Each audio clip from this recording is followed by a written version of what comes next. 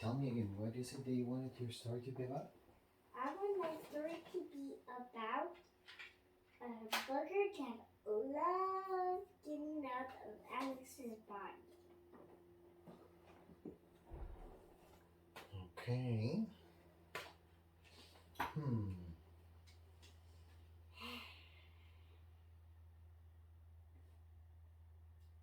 Huh.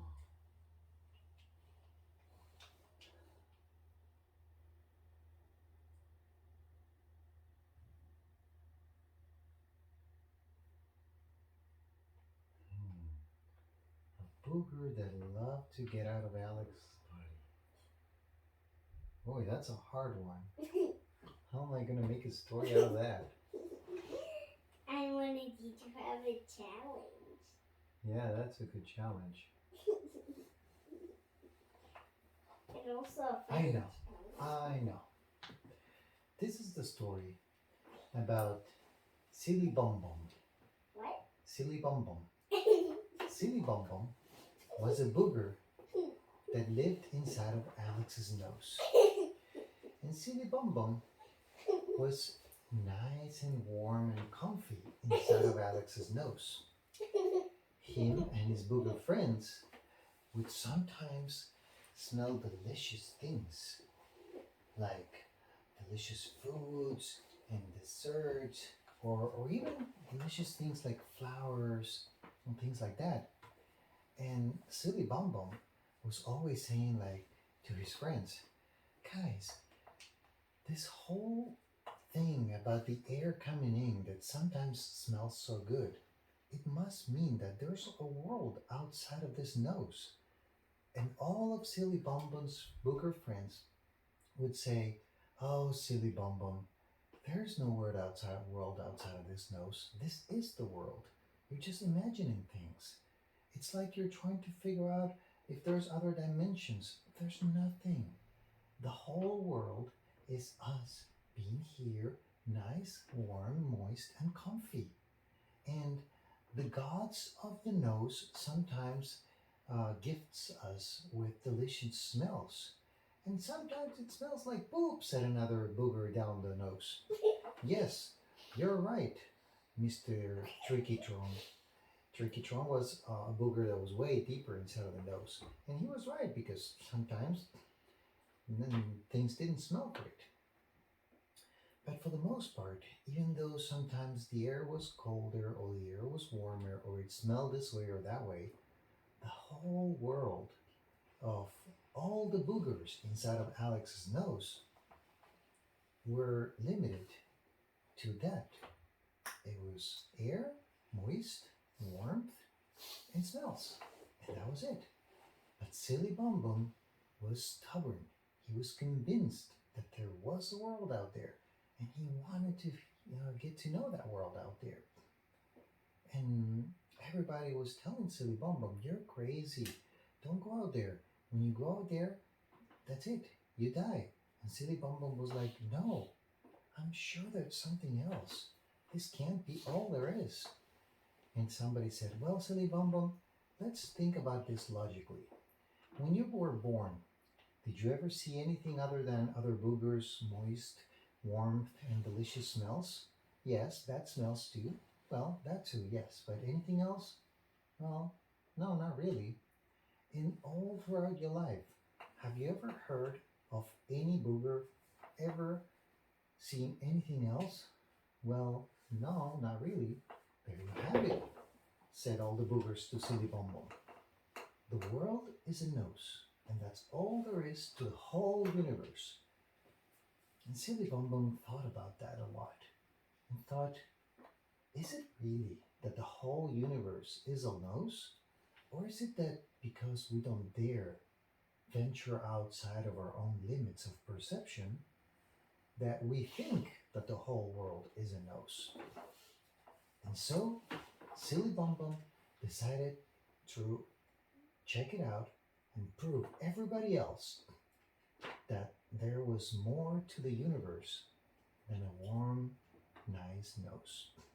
And so, little by little, Silly Bum Bum started inching towards the place where the air came in. Many boogers didn't notice it, and others started telling Silly Bum Bum, "What you're doing is very dangerous.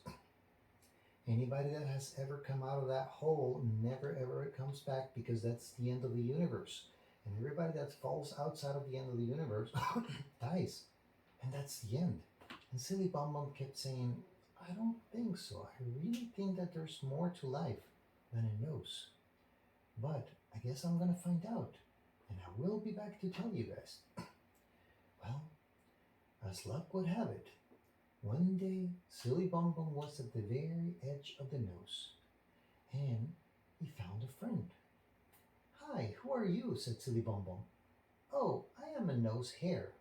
"A nose hare?" said Silly Bum Bum. "Yes, at the edge of the nose, there's a bunch of us." "Oh, cool. So what is your function?"